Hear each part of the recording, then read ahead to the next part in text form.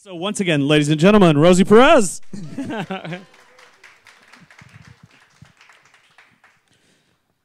Maris Curran is the director of the wonderful film 5 Nights in Maine, which is our narrative centerpiece film in the festival, starring Rosie, David Oyelowo, Diane Wiest, a host of other wonderful actors. So we'll be hearing a little bit about 5 Nights in Maine a little later in the conversation.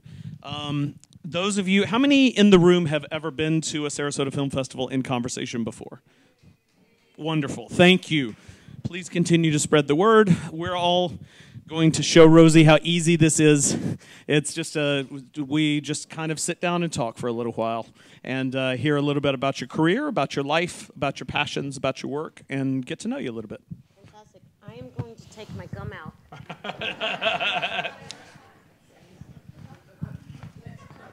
There we go. We have a table available for 2 in front. Somebody's hair pin. We figured, you know, in case you had an emergency or anything, or maybe me, maybe if I had an emergency, I don't know.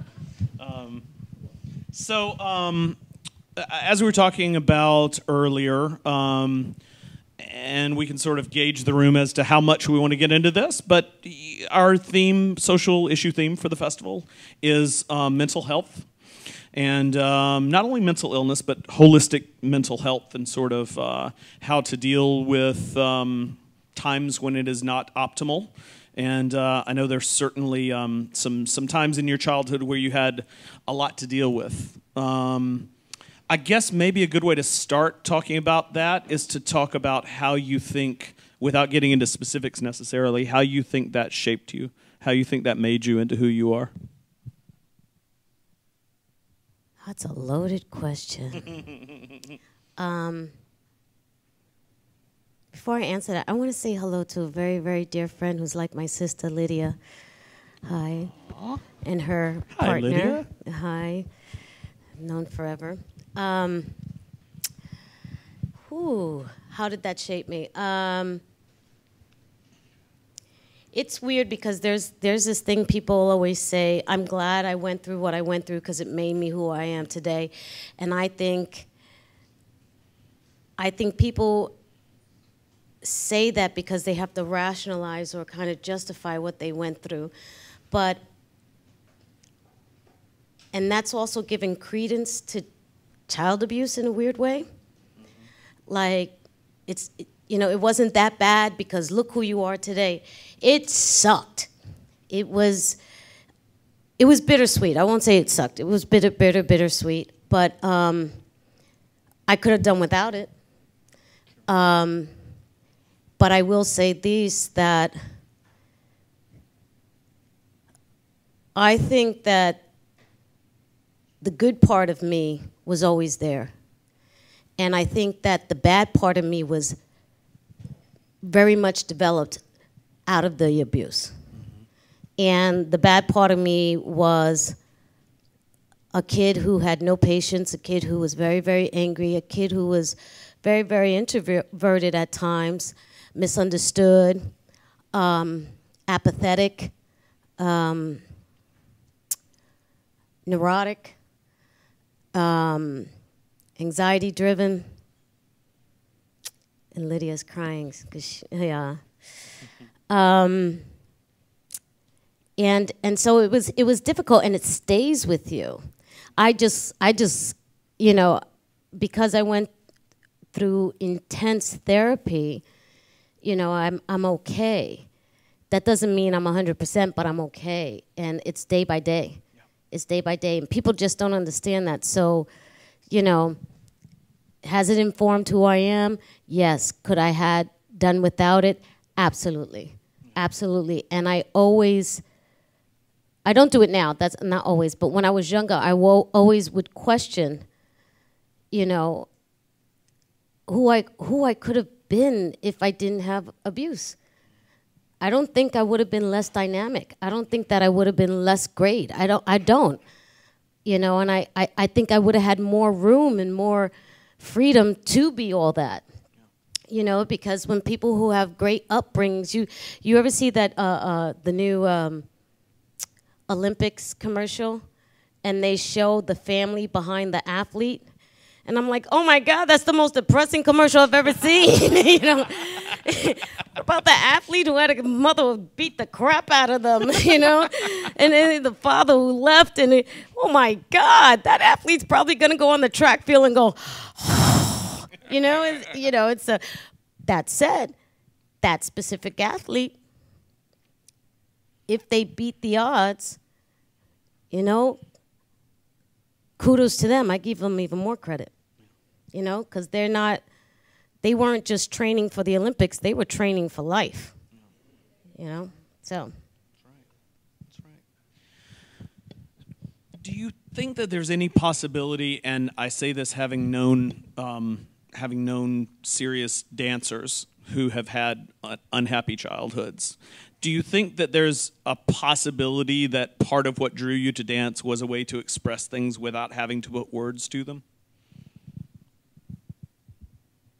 I don't know, because, you know, as I write in my book, I was dancing from day one. And my aunt said that I used to dance in my crib. And I'm dating myself. My favorite song, she said, was "Cool Jerk" by, you know, and she said that I would hang on the crib with one hand, and the other hand I would go. And when I got tired, I would use the same thumb as a break and suck my thumb, and you know. So so I don't know. I would say this: it was a lot of escapism when I was in the group home, and everybody would go on home visits, and sometimes we would have to stay. I would escape downstairs to the basement and just play music and dance and dance and dance and dance. Because there were times where either I couldn't or I didn't want to articulate the turmoil that was going on inside. But I would say also it's sports. Love sports. I loved sports. Talk about getting aggression out. You know, that was fantastic for me. Was the love of boxing even back then? Or was it not boxing yet? The love of boxing was even back then. Wow. And Lydia, remember when we used to watch the fights and Muhammad Ali and all that? Yeah.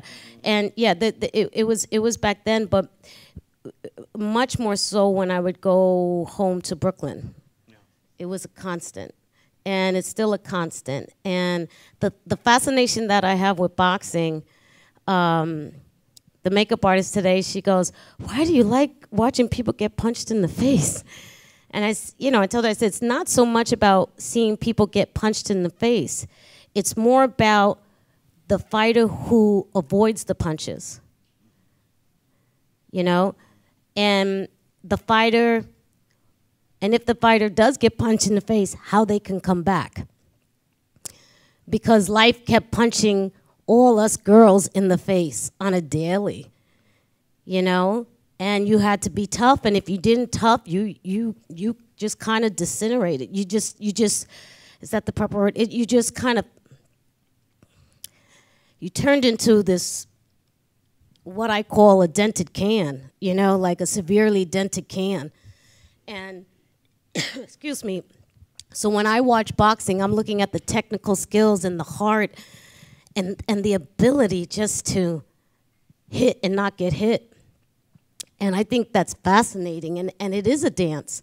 It's a dance to me. And, you know, my cousin Sixto and I, he's over there, you know, we were saying the other day to someone that, you know, boxing is the only sport that you don't play. You don't play boxing, you do it. And that's life. You don't play life, you do it. You just do it. So that's why I love it. And this was at a time, of course, when you and I are about the same age, when you and I both grew up, that there weren't quite as many resources for girls to cope with things as there are today. Especially, I bet, in New York. It was just kind of like, learn to deal with it, kid, right? Yeah. And does everybody understand where we're coming from? No, you guys have no freaking clue what we're talking about. So let me give you a little background. When I was born, when I was a week old, my mom went to my aunt's on my father's side and said, "I'm going to go to the bodega. I'll be right back." And she didn't come back for 4 years. And then when she did come back, she came back just to put me in a home for children, a Catholic home with nuns. There were priests there too, but you never saw the priests. You know that movie, what's that movie, Doubt? I thought it was a dark comedy. I thought it was a dark comedy because like the nuns who were just mean and just, there was a few that were nice, but most of them were mean and just miserable. And when they had their meals, their food looked like gray. And then you cut to the priest and they have wine and cigars and steak, you know? Yeah, so, but anyway, so that's what it was. And then you would spend weekends at your family's house if you had that privilege. Because a lot of kids didn't. And then they moved us into a group home. And they hand-selected the girls that had the most promise were selected. And the ones that were the most intelligent were selected. And so then, you know, but still it was back and forth, and it was, and so that's what he's alluding to. And then when I would go home with my mother, I didn't understand at first, but she suffered from mental illness. She was paranoid schizophrenic. So there was a lot of physical and mental abuse when I would go home there. And yeah, so. I'm going to repeat, as I'm repeating as a mantra all through this festival as we move through events and films that have to do with mental health. There are so many resources available in Sarasota. If you or someone you know is dealing with these kinds of issues, please, please, please find someone on our website, in the lobby, whatever. End of sermon. I asked Rosie if I could go into this area and that I would sort of feel out how comfortable she and everybody else was with it. So thank you for sharing that with us. Let's get to some career stuff. So I'm just going to hit some highlights here because I want to make sure that I have time for your fans to ask some questions here. But I love that before I knew the story, if you told me that Spike Lee had discovered you in a dance club, first of all, if you'd given me a week to come up with the perfect name, and I'm a screenwriter, a week to come up with the perfect name for the club, I could not have come up with something better than the Funky Reggae. Yeah. It's a perfect name, right? Yeah. But it wasn't until I had heard this story, of course, for years. I know Spike a little bit. I'm a huge Spike fan. He gave you a shout out in my interview with him for Chirac. And I've known this story for years, but it was not until I read an interview with you that I heard the full story. I had just heard he discovered you in a club. I had never heard the full story of exactly how it was that you met, the contest and all that. Would you mind telling that story to the crowd? Sure. He was so mad that I wrote it in my book too. He's so mad. Her book, by the way. I'm 2 chapters into her book, and you all need to get it. It's called Handbook for a Unpredictable Life. Unpredictable Life, and it's delightful. You should all get it. Go ahead. You thought it was delightful? Oh my God. Might not have been the best choice of words. Yeah, it's wonderful. Thank you. Well, I was in Los Angeles going to college, and I decided to move back to Brooklyn because I couldn't stand LA. It was just, I was just an oddity out there. And, every day they would go, "What's wrong with you?" I go, "There's nothing wrong with me. Why are you upset?" "I'm not upset. Leave me alone." They didn't understand you got to have your coffee before you talk to me. Very New York thing. And so it was the night before I was going to leave, and my friends and I were going to go to Funky Reggae, and some of the Soul Train dancers were going to go too. And Funky Reggae was Matt Robinson, Holly Robinson's brother. He was the DJ. That was his club. And when we walked in, and we had frequented his club prior, but when we walked in, there was these black girls on the stage bending over, and Spike Lee was holding a butt contest to see which black girl had the biggest, yes, darling, yes, it is true, had the biggest butt. And so I climbed up on a a speaker, and I was trying to mock the whole situation by bending over. I go, "Is this what you want, ladies? This is what you look like." And they had a bouncer come over, and all of a sudden I went, "I'm sorry, you're gonna kick me out of the club, oh my God." And they brought this little man over. And he was laughing. He goes, "Tonight is fate." And I said, "You wish." And he couldn't stop laughing. And he said, "My name is Spike Lee, and tonight is fate." And I was like, "What?" And I didn't know who he was, and my girlfriend was freaking out. And his producer, Monty Ross, gave me his card. He goes, "You need to call me." And I said, "Yeah, okay, whatever." And he walked away, and he goes, "Call me. You better call me. You better call me." And I'm like, "What?"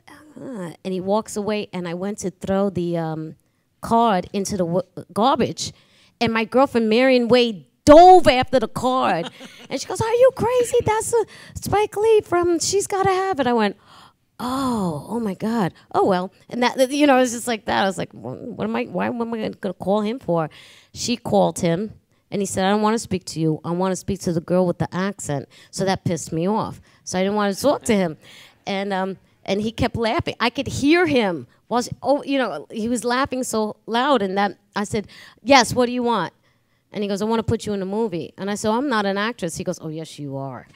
And I said, "No, I'm not." And he goes, "No, I want to put you in a movie." And then I just got really quiet. And I got nervous. And I remember goosebumps were going all over my body. And he goes, "What are you doing today?" Because it was the next day. And I said, "We're leaving. We're flying down to D.C. to drop Marion off of college.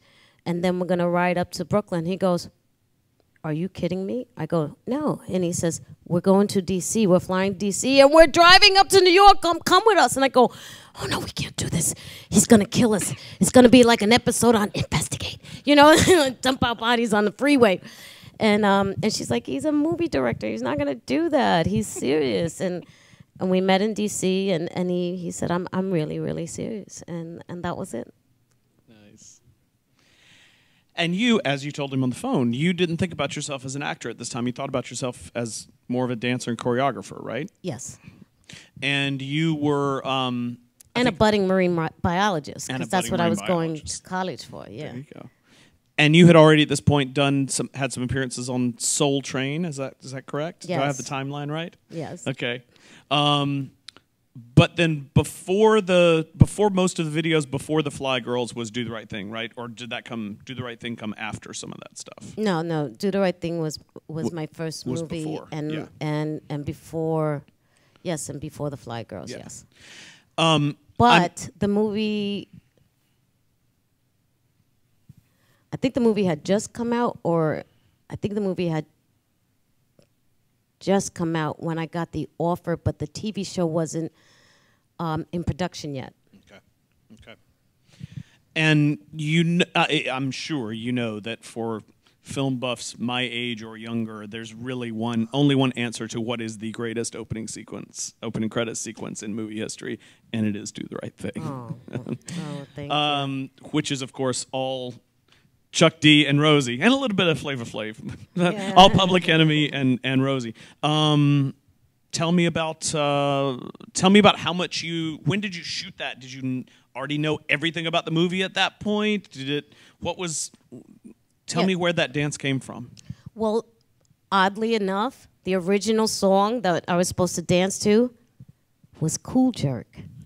You're kidding me. I'm not as Spike Lee, and I couldn't believe it. I was like, what? It was fate. It was fate, and I couldn't believe it, but it wasn't working. And maybe it was my subconscious, coming to the surface, or PTSD, because the song wasn't enjoyable to me anymore. And the co-choreographer Otis Salid, went to Spike and goes, "This is not working." And he says, "You're right." And we took a pause in rehearsal, and he just called up Chuck D and he goes, "Can you write me a song?" And he came up with it like that. It was, and we had to hurry up and scramble a routine, and that's why the routine looked repetitive, because we didn't have a lot of time. And that was an 8-hour shoot, and I was so angry because he used the final takes, and I think my dancing is not up to par. Even though people love it, I just see the mistakes and the fatigue. And I said, why did you use the final takes? He goes, because I wanted you to have the feeling of the movie. I wanted you to look angry and exhausted and just spent. And I said, you could have told me that. You know, why didn't you tell me that? And yeah, so that's so it was, and yeah, that was really special. My body was broken down after that day. 8 hours of doing the same thing over and over again. It was tough, and I remember laying in bed for a couple of days after that. It was that bad. Wow. Wow. It was worth it. Oh, thank you. It was worth it. It's a stunning statement. I always say that you almost don't have to watch the rest of the movie after you see that opening sequence. Oh, no. You already know basically the whole movie. It's incredible. Anyway, so Do the Right Thing obviously thrust you into the national spotlight in a big way, and then for people that. I guess there's nobody younger than me in here, so I don't have to even say that. A lot of people looking back think about, well, Do the Right Thing came out, and then White Men Can't Jump came out like right after that, and then Rosie Perez was like this big, huge star. But there was some time in there when you did a couple of very unusual for rising starlet kind of things to do, but not unusual at all for someone of substance who was looking to build an actual acting career, which is you went on Broadway and did Frankie and Johnny at the Claire de Lune, and then you did a Jim Jarmusch film, Night on Earth. Both of those were between those two movies, right? Between Do the Right Thing and White Man Can't Jump. Frankie and Johnny came later. Came later. Okay. Yeah. Mm-hmm. So, like I said, you did one thing that was that was really. So you did Night on Earth, this Jim Jarmusch movie, right? Right. Mm-hmm. Was that how conscious a decision of that was that on your part to, sort of I'm going to stay in this indie lane for a little bit before I jump into these bigger types of projects? It wasn't so much an issue of being strategic in regards to my career. It was more of an issue of the roles that were coming my way, and I got a lot of offers, and I'm very fortunate for that, because of a person of color in this industry, that does not happen. Well, especially back then. And so it was more of me saying no to the roles, and then when someone told me that Jim Jarmusch was looking for me, I'm a New Yorker. You know who Jim Jarmusch is? And I was like, oh my gosh, are you kidding me? And Giancarlo Esposito was in Do the Right Thing as well. And I met with Jim, and he didn't offer me anything. He just wanted to meet with me. And after that, he sent me a script, and I said, oh my God, I finally got something that I like. So really it was that. It was just that. And my agents at the time were very, very unhappy with me because I kept turning down big roles, but they were just BS. It was just really, really insulting. And, I don't have a problem with my nationality or my ethnicity at all. But it was really bad. Stereotypical. No, beyond. Beyond stereotypical. It was beyond. Cartoonish. And so that was it. And in regards to the Broadway, I had commercial success after that, but I was very, very unhappy. And then, to be quite honest and take some ownership of it, I found myself repeating performances or repeating little gestures or things, and you don't get that unless you watch yourself. And I was feeling very, very, very empty with the success and fame. I didn't like it. And part of that had to do with my childhood because, you know, when we were in the home, we got to go to what they called outside school, meaning public school. We didn't have to go to the Catholic school. And everyone knew you were the kid from the home. So everyone would stare at you. And everybody would talk about you. And for some reason, I had that same feeling. Fame brought that feeling to me as well. You know, I would stand in a supermarket and they would just stare at me.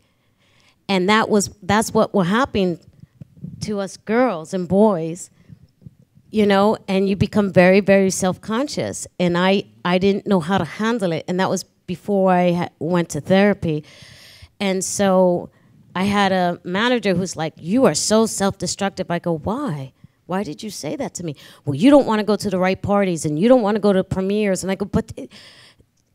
And I was so secretive with my past at that time. I wasn't ready to tell my story to anybody because there was so much pain behind it.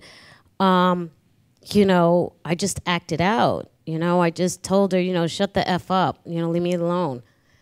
You know, and I went back home.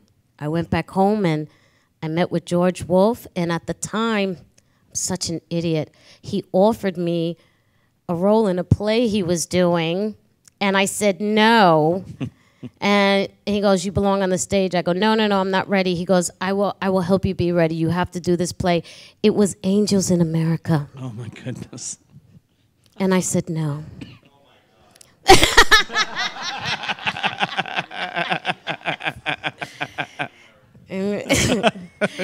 Yes, it was Angels in America. And then when I saw the play, I remember sitting in the audience and sobbing.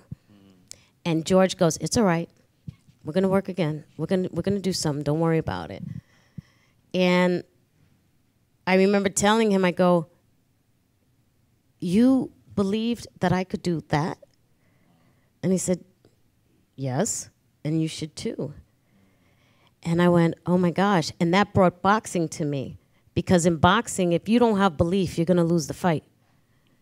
If you don't believe you're going to win, you're never going to be a champion. And so that's why I did that. That's why I went home and started doing Broadway. Makes sense. Makes sense.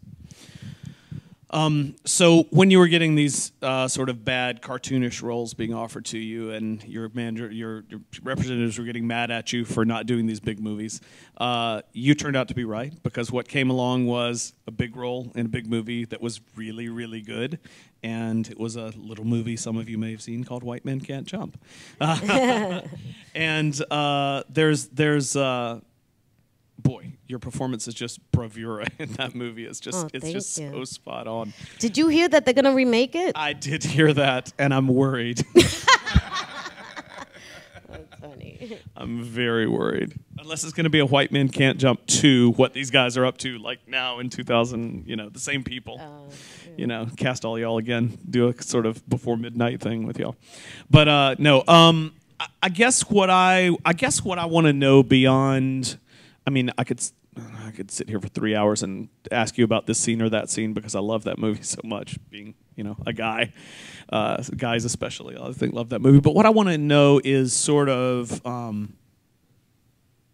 how the largeness of that film, large in a different way than Do the Right Thing was large, mm-hmm. large in a mall in Iowa, and my grandparents are seeing it large. Right. Mm-hmm. How that affected sort of how you saw your trajectory and even how you saw yourself, which is two separate questions. I didn't believe that it was going to be a big film. And it was Wesley Snipes. He came to us one day in between shots to Woody and myself, and he said, "This is going to be big, y'all." And I said, "What?" He goes, "This is going to be big. This is going to be an American classic." And me and Woody laughed, and he goes, "All right." And he goes, "I'm telling y'all, it's going to be big. This is going to blow up. And your life's gonna change." And I was like, "Yeah." and he was right. And it was fun. The movie was so much fun. Still to date, it's the most fun I've ever had on a project. We were so silly and wasted so much time. it was just, oh my God, it got to, you know, the director would always allow us, because in comedy you have to stay loose. You can't over direct someone, and you know, you have to make it light and fun, the set. That wasn't that wise to do with the three of us, and because we had way too much fun. And you know, one day, you know, we got into serious trouble. You know, and then when the movie came out, I didn't know how to handle it. I didn't know how to handle it, and a lot of anxiety kind of took over. So at first I was elated in the premiere. I was elated and I was just happy. And then I remember the after party. The response was so different to me that it was kind of like I was a little shell shocked. And I remember Woody was like, "Do you want to smoke weed? Are you all right?" And I'm like, "We're at a premiere. What are you doing?" You know. And he goes, "You look like you don't look all right. You don't look all right." And it was weird because Wesley and I got along, you know, well, but we didn't click the way Woody and I did. And at that moment, he looked at me and he said, "You cool?" Wow. He said, "Breathe, because this is the way it is. This is the way it is. Breathe." And he said, "Come on, chill with us." And I thanked him for it. I was like, "Thank you," you know, because, you know, just to acknowledge that I was bugging out was a great thing, but also to tell me it's all right. But listen, this is the way it is. You got to accept it. You know, this is it. And you know, and it took me a minute, but you know, I after that movie, that was when I was like, okay, this is my life now. This is my life now. And once I accepted it, I wasn't as fearful when people that I didn't know would look at me. You know, and you know, I was going, okay. Because, I mean, just think about it. A kid from Brooklyn who was raised with sadistic nuns and, you know, back and forth. And you're like, I'm on a red carpet, what? You know, and it was bizarre. It was quite bizarre. Yeah. That moment when everything changes. Yes.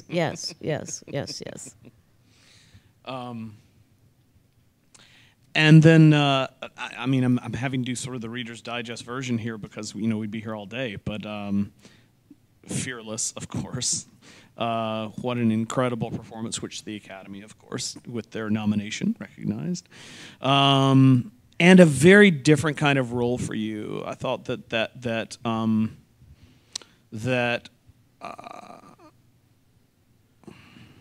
it would be easy for a director seeing your roles up to that point and see, oh my gosh, she's such a fireball. She's got this great energy that I know I can use. It's got this like kineticism, which is not a word, in every scene that just pops off the screen. She's got that amazing voice.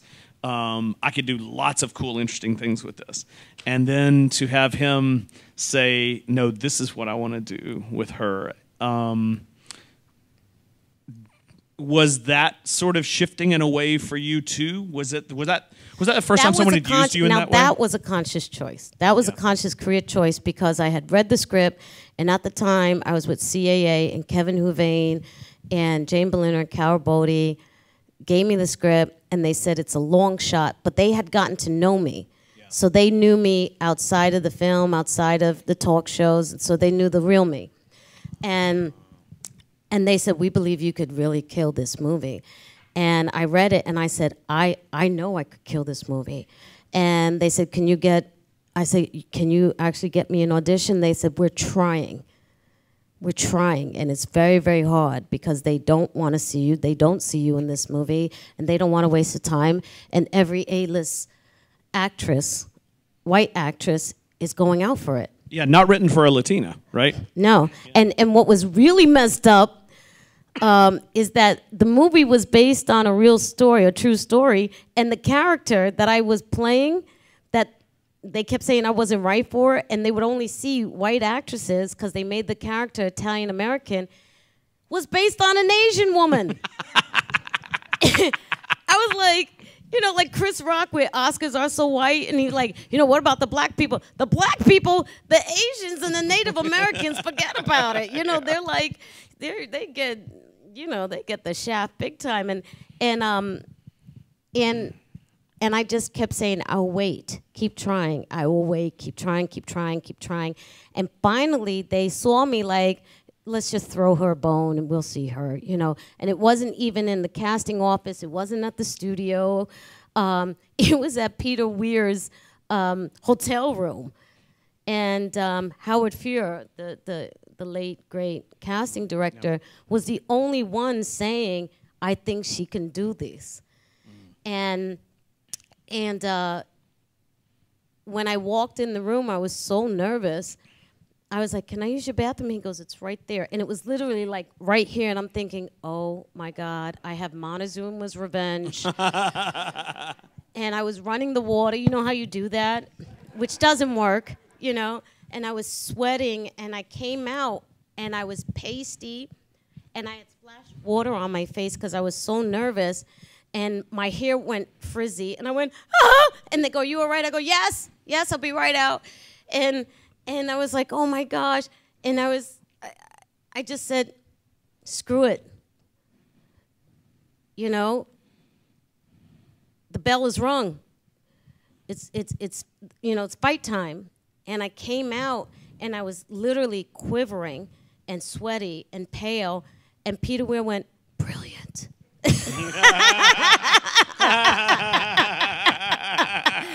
And I went, thank you. Yes, thank you. Can we begin? And Howard was going, you all right? You know, and I was, fine. And I said, so are we, what scene do you want to read? And he goes, I don't want to read. I want you to just do two things. I said, okay. He says, first I want to see you pray. I said, what do you mean pray? Like pray in confession or pray like a home? Like what? Pray like what? He goes, pray. Okay. And I went, and he goes, great, let's do something. I went, this man is crazy, you know, and I didn't even get to pray. You know, I just went like that. And he says, the next thing I want you to lay down on the couch and be in a complete, utter devastation, beyond depression, more catatonic state. Do you understand what I mean? I went, oh, I got that in you know, and I knew, I was like, you know, and I laid down on the couch, and he came over and he goes, great. And he starts saying Benicio del Toro's line, and I started saying my lines. And I had waited so long for an audition that I knew the script. I was off book. I knew it like the back of my hand, so we just started doing the scene. And he goes, that was wonderful. Where are you from? and I hesitated, and I go, where are you from? And he told me, was it Australia, right? Australia. Yeah. And I go, oh, yeah, I'm Puerto Rican from Brooklyn.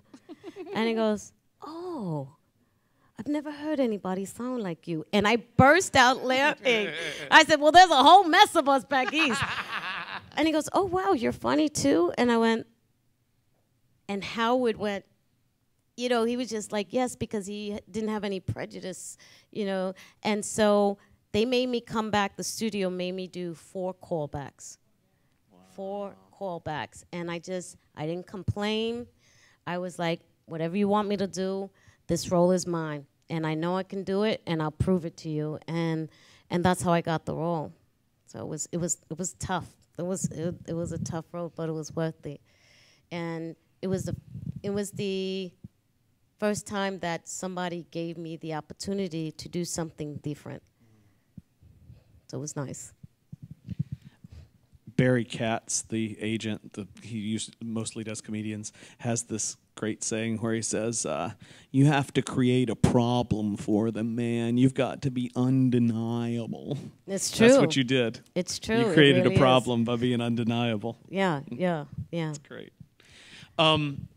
I'm going to have to skip over The Take, your Indie Spirit nominated performance in The Take, and several other great things, because before I go to Q&As, I want to make sure that I ask Ms. Curran to tell us about the process of courting Ms. Perez for 5 Nights in Maine, which we'll all be seeing over the next couple of days.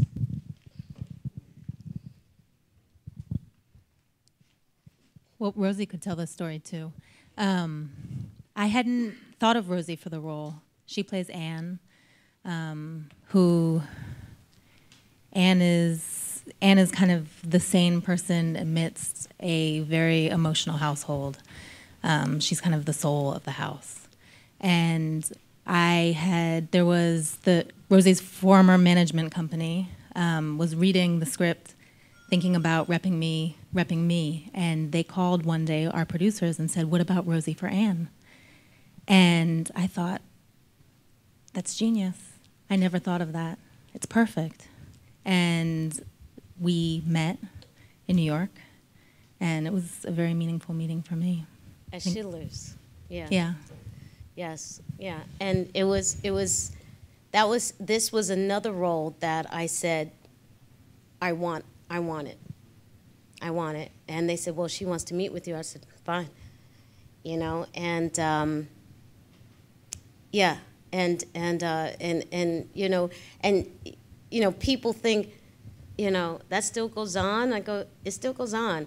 And, to be quite honest, that goes on predominantly for people of color, but it still goes on for people that are not of color, because, you have these wonderful actresses in Hollywood that have a vast career from their teenage years, 20s, 30s, and then when the women hit 40s, people forget about them and move on.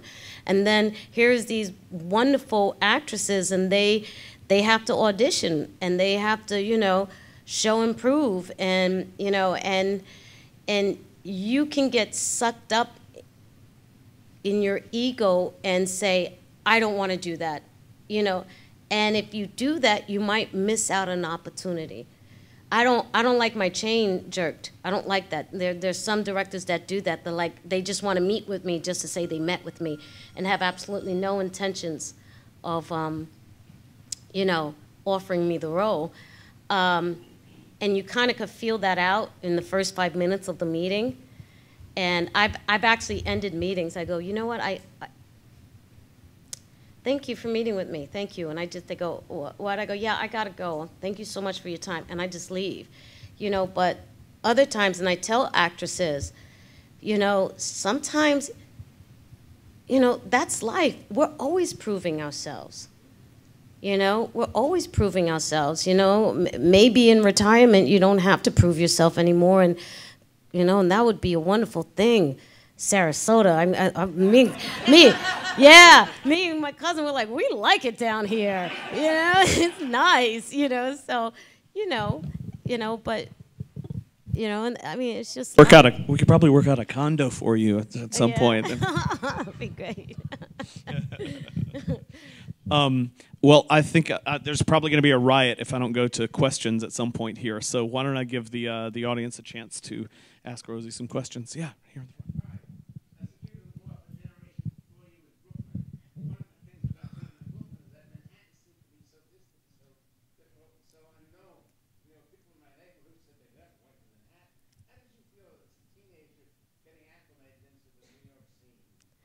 For the camera, I'm just going to repeat. It's growing up in Manhattan, Brooklyn seems so far away, and how did she feel growing up a little bit later about being in Brooklyn? How did she feel about Manhattan?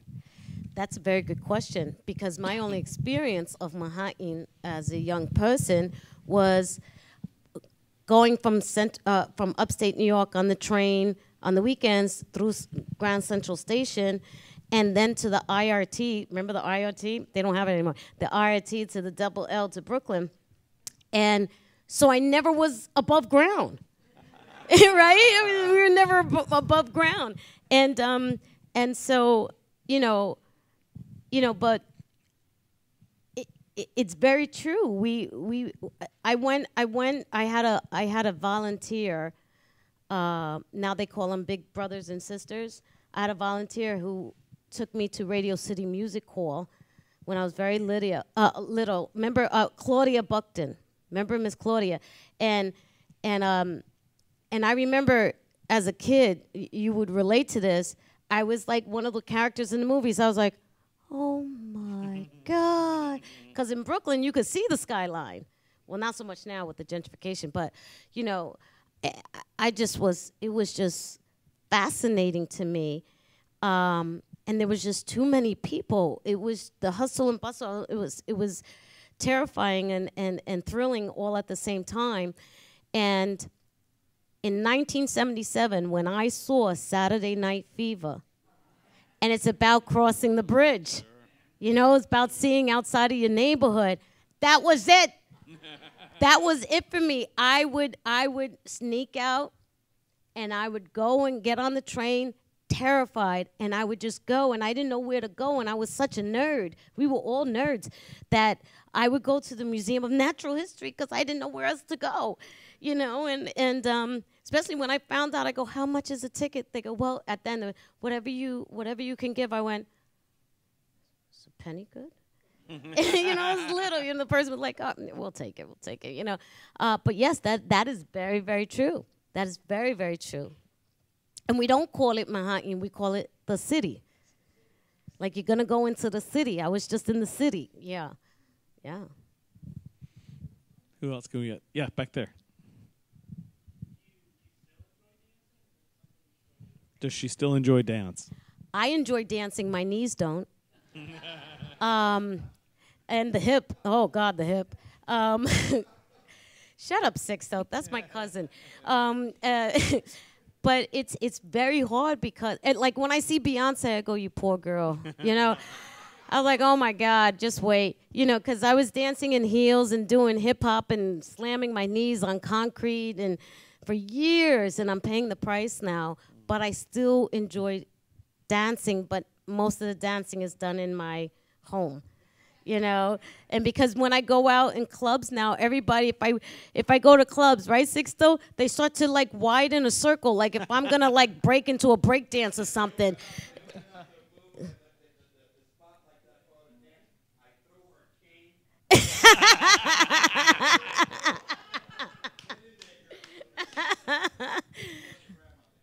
Over here.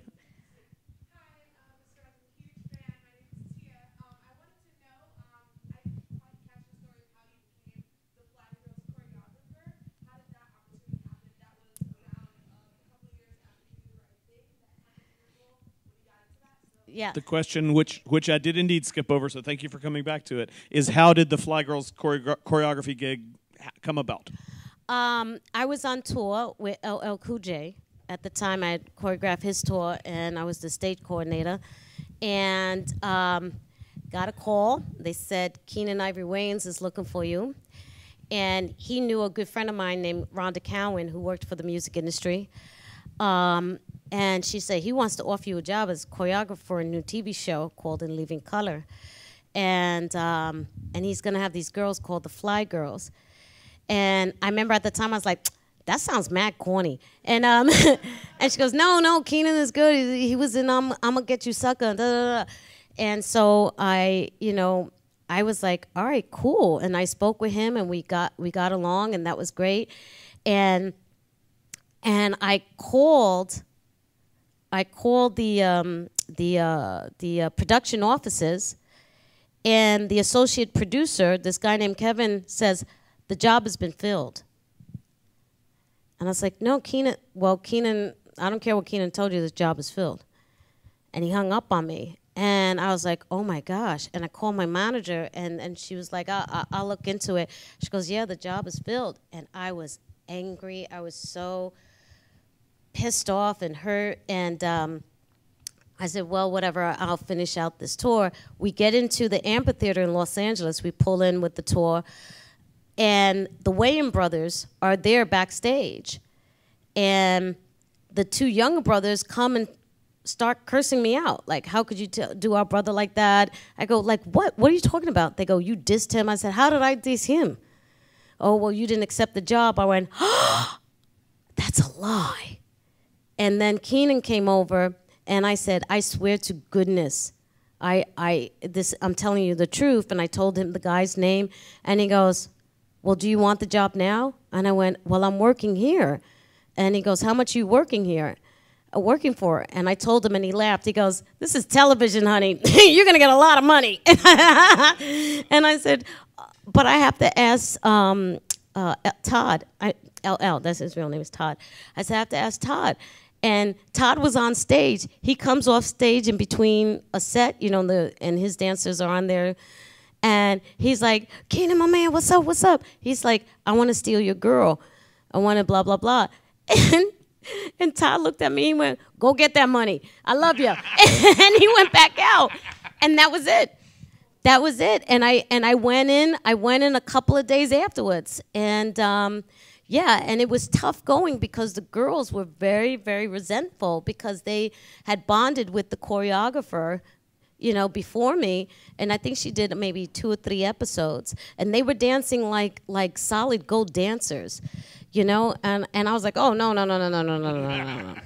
And you know, so it was a bumpy ride at first, but I worked really, really hard, and Keenan was a very, very good boss because he would reward hard work and good work, you know, and so it was a great gig, and I really enjoyed it. It was 4.5 years of my life. I loved it.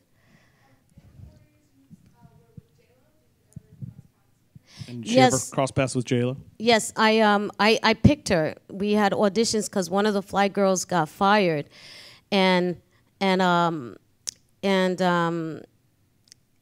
went on a hunt for a new fly girl, and I wanted her, and the brothers wanted somebody else, and I was like, no, that girl, she has something. And they said, she doesn't dance that well. I said, no, I'm telling you, she has something. We should get her. And they passed on her. And when we went to LA to look for another girl, they picked another girl in LA, and she was a fine dancer, but she just wasn't ready. She didn't have life, because to dance, you have to dance from your soul. And you have to feel it and express that. You know, actors have a different form of expression to make you feel the movie or the play. In dancing, we have our bodies, and your soul has to push through. And they started seeing it, and I said, I want to get the girl from the Bronx. And they said, what girl? And I saved her picture. I went, this one. And they went back and they got her, and they offered her the fly girl. You're like, you know, Jenny from the block. That's a great story. It's Lydia. Lydia. Thank you. Can I tell them? Okay, never mind. Go ahead.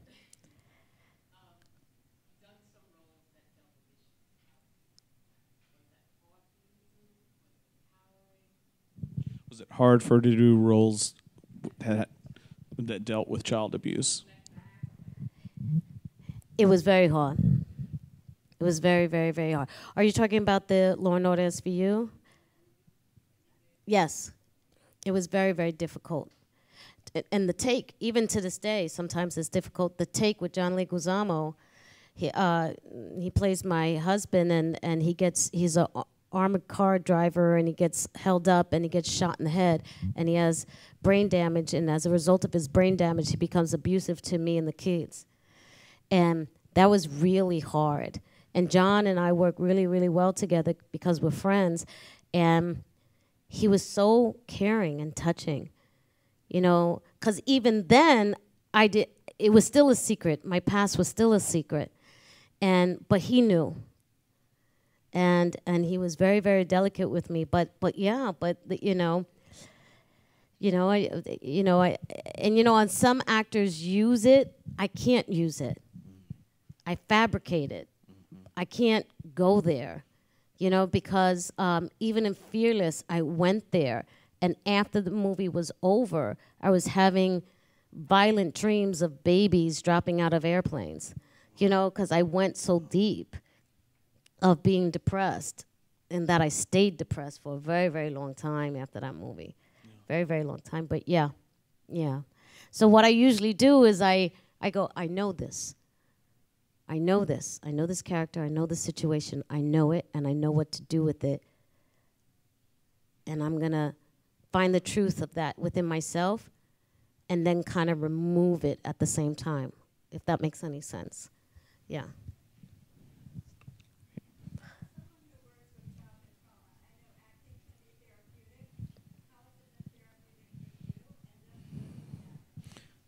How has acting been therapeutic, and can it? What's the second part? I'm sorry. And does it come naturally?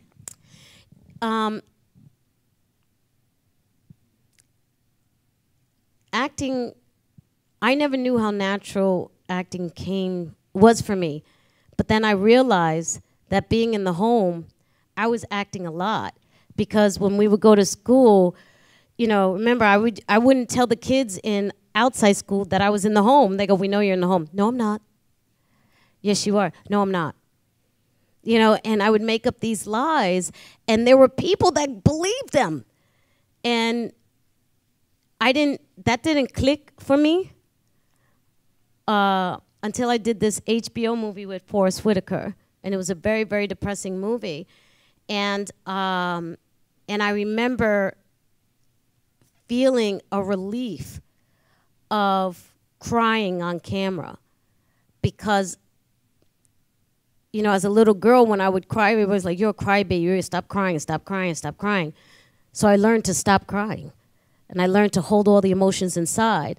And there would be maybe one person that I would be able to cry with, and I would not stop crying with that person, and sometimes it would be too much for them. So then you would regress. You know, you would go back into yourself. And when you were acting, you could let all that out. And it has nothing to do with you.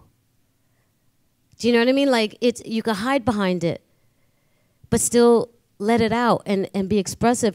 And I co-founded a charity called Urban Arts Partnership, and it's an arts ed integrated curriculums that we service out to Title I kids, Title I schools, and we service about 15,000 kids a year. And one of our programs is theater and acting and stuff like that. And I see it in the kids. I see them, and you feel empowered because you have control of it, if that makes sense. You have control of it, and you're above it, and you know, and it's very good. So keep on with the good fight. Yes, right here.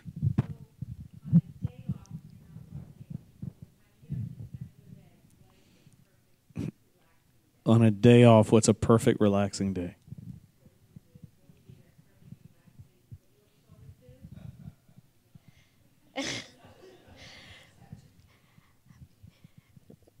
Some of that I won't discuss. But let's just say this. I like to chill. I just like to do nothing. There is so much worth in doing nothing. And and I love to do nothing. But I would say that what's really, really, really enjoyable to me is cooking. I love to cook. And also, believe it or not, is watching boxing. I swear to goodness, and my husband, thank God bless America, 3 times that he likes boxing. And, you know, but I cook a meal. We get in our pajamas. We get in bed with the trays, like 2 old farts, and we watch boxing. We're like, yeah, get him! You know, and to me, that's relaxing. And that's what I like to do. That's what I really like to do. Or walk. I love to walk. I just walk, you know? So, yeah, that's me. Yeah. Yes.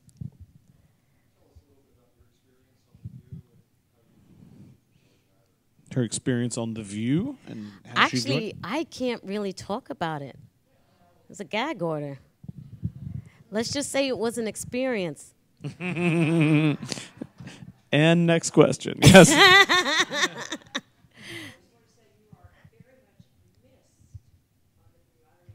Oh, thank you. Oh, thank you very much. Thank you very much. Yes, Maris. What do you want to do next?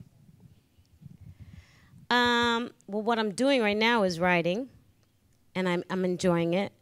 You know, I wrote the book, and it kind of sparked my interest in writing a screenplay. So I'm doing a project with producing a project with Edward Norton's company, and And my writing partner is this actor, Ramon Rodriguez. And so I would love that to be a part of my life, a part of my career. But what I want to do next, it's weird, Maris. It's just whatever's good. Like my cousin could understand this. It's not so much I want to play this role, I want to play that role. It's like I want to do something good. You know what I mean? Like, you know, like it's kind of like you don't say I want a bland peanut butter and jelly sandwich. You know, you go I want a meal. I want a meal and some great wine and conversation and an experience, and that's what I want next. I just want them to keep coming. Yeah. You have brought us so many good moments over the years. I hope that you will all join us for 5 Nights in Maine, which is the latest in a series of amazing performances by Rosie. It's truly a wonderful movie. I think it will touch all of you. So please join us on Monday and Tuesday evenings, right? Our centerpiece narrative film. And Rosie, thank you so much. Thank you very, very much. Thank you, everybody. Thank you.